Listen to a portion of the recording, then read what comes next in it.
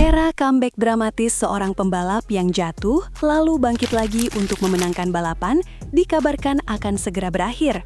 Sebuah aturan baru yang sangat kontroversial dari Federasi Balap Motor Internasional, FIM, disinyalir akan mengubah total jalannya balapan MotoGP. Aturan ini diklaim bisa membunuh semangat juang para rider dan menghilangkan momen-momen paling heroik dalam sejarah MotoGP yang kita cintai. Mari kita mundur sejenak dan mengingat kembali momen-momen ikonik tersebut. Siapa yang bisa lupa bagaimana seorang Marc Marquez, bahkan Valentino Rossi di masa jayanya, pernah terjatuh, berlari ke motornya, menyalakannya dengan susah payah, dan kembali ke lintasan untuk bertarung habis-habisan. Momen-momen inilah yang membuat jantung kita berdebar kencang, yang menunjukkan bahwa seorang pembalap MotoGP bukan hanya soal kecepatan, tapi juga soal mental baja pantang menyerah. Data menunjukkan, dari rata-rata lebih dari 1.000 insiden jatuh dalam satu musim di semua kelas, hanya segelintir pembalap yang mampu melanjutkan balapan dan meraih poin. Ini adalah bukti betapa langka dan berharganya momen tersebut. Namun kini, beredar kabar bahwa semua drama itu akan tinggal kenangan. Analisis 1. Aturan baru FIM yang mengubah wajah MotoGP. Selamat datang kembali di Gala Speed News, channel yang mengupas tuntas berita terpanas dari dunia MotoGP. Hari ini, pedok MotoGP sedang diguncang oleh sebuah pengumuman yang dilaporkan datang langsung dari markas FIM. Menurut desas-desus yang berkembang, mulai musim 2026, sebuah regulasi baru akan diterapkan yang melarang pembalap untuk menyalakan kembali motor mereka di pinggir lintasan atau di area run-off setelah mengalami insiden jatuh. Ya, Anda tidak salah dengar. Kebiasaan yang selama ini kita saksikan, di mana seorang rider dengan gagah berani mencoba menghidupkan kembali kuda besinya, katanya akan menjadi ilegal. Sumber kami menyebutkan, prosedur barunya akan sangat berbeda. Jika seorang pembalap jatuh dan motornya mati, marshal akan membawa motor tersebut ke balik pagar pengaman atau ke service road. Hanya di area yang dianggap aman itulah mesin boleh dinyalakan kembali. Setelah itu, barulah pembalap diizinkan untuk kembali ke lintasan. Alasan resmi di balik aturan radikal ini menurut FIM adalah untuk meningkatkan keselamatan para marshal yang bertugas di pinggir lintasan. FIM dilaporkan berargumen bahwa keberadaan pembalap dan motor yang mencoba menyala di area berbahaya saat pembalap lain masih melaju dalam kecepatan penuh adalah sebuah risiko yang tidak bisa ditolerir. Tentu keselamatan adalah nomor satu, tidak ada yang bisa membantah itu. Tapi pertanyaannya, apakah aturan ini tidak berlebihan? Apakah ini tidak akan membunuh esensi dari balapan itu sendiri? Bayangkan, seorang Pecco Bagnaia atau Marc Marquez yang sedang bertarung untuk gelar juara dunia terjatuh di lap terakhir karena kesalahan kecil, namun motornya masih dalam kondisi prima. Dulu, dia punya kesempatan untuk bangkit dan menyelamatkan beberapa poin krusial. Tapi dengan aturan baru ini, harapannya bisa jadi pupus seketika karena harus menunggu proses yang jauh lebih lama dan rumit. Ini bukan hanya berlaku untuk MotoGP, tapi katanya juga untuk semua kejuaraan di bawah naungan FIM, termasuk World SBK. Analisis 2. Gagasan gila MotoGP di sirkuit F1 Abu Dhabi. Belum selesai dengan kontroversi aturan baru, kini muncul lagi isu yang tak kalah mengejutkan. Di bawah kepemilikan baru oleh Liberty Media, entitas yang juga menaungi Formula 1, gagasan untuk menggelar balapan MotoGP di sirkuit F1 kembali memanas. Dan sirkuit yang menjadi target utama adalah Yas Marina di Abu Dhabi. Ide ini sebenarnya bukan barang baru. Mantan FIM Safety Officer Franco Uncini mengungkapkan bahwa bertahun-tahun lalu, Dorna bersama Carmelo Ezpeleta dan beberapa pembalap pernah melakukan inspeksi di Abu Dhabi. Saat itu mereka dikabarkan telah menemukan solusi untuk memungkinkan balapan motor digelar di sana. Namun proyek itu kandas karena adanya perbedaan pandangan yang kaku antara FIA Federasi Mobil dan FIM Federasi Motor. Kini situasinya berbeda. Dengan F1 dan MotoGP berada di bawah satu atap kepemilikan, Uncini merasa penyatuan visi akan lebih mudah. Bayangkan betapa spektakulernya melihat motor-motor MotoGP melesat di bawah lampu sorot sirkuit Yas Marina yang ikonik. Namun, tantangan terbesarnya tetap sama, keselamatan. Sirkuit F1 seperti Yas Marina memiliki karakteristik yang sangat berbeda. Dinding pembatas yang sangat dekat dan area run-off aspal yang luas mungkin aman untuk mobil, tapi bisa menjadi mimpi buruk bagi pembalap motor.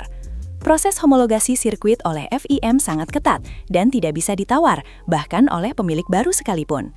Mereka harus memastikan ada area run-off gravel yang cukup untuk memperlambat laju motor yang tergelincir, bukan sekadar aspal yang licin. Dulu, FIM hanya meminta kombinasi sepertiga aspal dan 2/3 kerikil, tapi permintaan itu ditolak. Pertanyaannya sekarang, apakah Liberty Media akan menekan FIM untuk melonggarkan standar keselamatannya demi sebuah pertunjukan yang spektakuler? Ini adalah pertaruhan besar yang menyangkut nyawa pembalap. Analisis 3. Franco Morbidelli, sang raja penalti yang dikritik habis-habisan. Di tengah carut-marut regulasi dan kalender balap, sorotan tajam kini mengarah pada satu nama, Franco Morbidelli.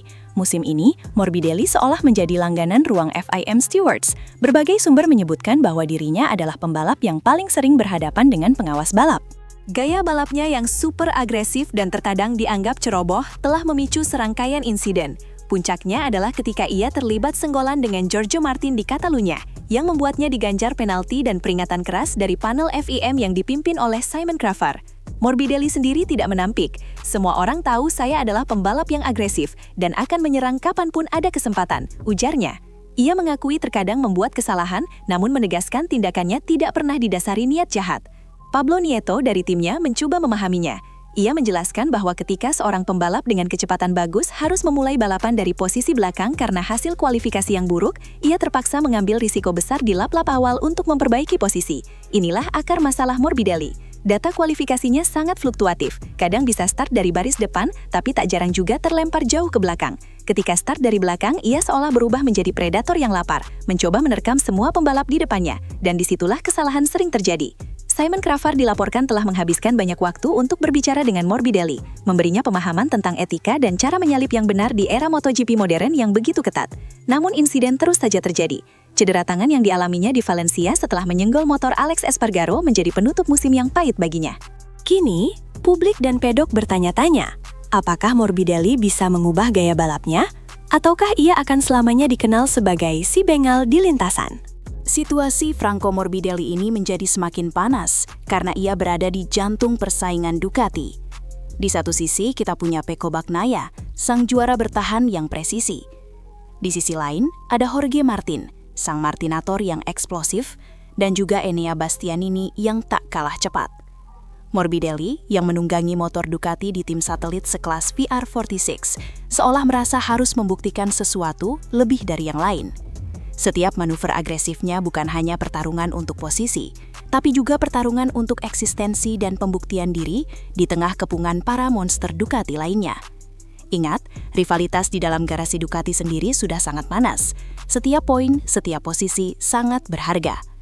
Tindakan Morbidelli yang sering bersinggungan dengan pembalap lain, terutama sesama penunggang Ducati seperti Jorge Martin, disinyalir telah menciptakan ketegangan internal. Ada yang bilang kesabaran para petinggi Ducati sudah mulai menipis. Morbidelli sedang berjalan di atas seutas tali tipis, antara menjadi pahlawan yang berani atau menjadi biang keladi yang merugikan. Jika semua rumor dan isu ini menjadi kenyataan, maka masa depan MotoGP akan sangat berbeda. Aturan baru FIM soal larangan menyalakan motor bisa jadi akan mengakhiri balapan-balapan yang penuh ketidakpastian. Seorang pembalap yang jatuh, meskipun tidak cedera, peluangnya untuk kembali ke pertarungan akan menipis drastis. Sebuah kejuaraan dunia bisa saja ditentukan bukan oleh skill di tikungan terakhir, tapi oleh aturan baru yang kaku ini. Sementara itu, jika balapan di Abu Dhabi benar-benar terwujud, ini bisa menjadi penenggak mata dua. Di satu sisi, popularitas MotoGP di bawah Liberty Media bisa meledak. Namun di sisi lain, jika standar keselamatan dikompromikan, kita bisa melihat insiden-insiden yang tidak kita inginkan. Ini akan menjadi preseden bagi sirkuit-sirkuit F1 lainnya untuk menjadi tuan rumah MotoGP, mengubah total peta kalender balap.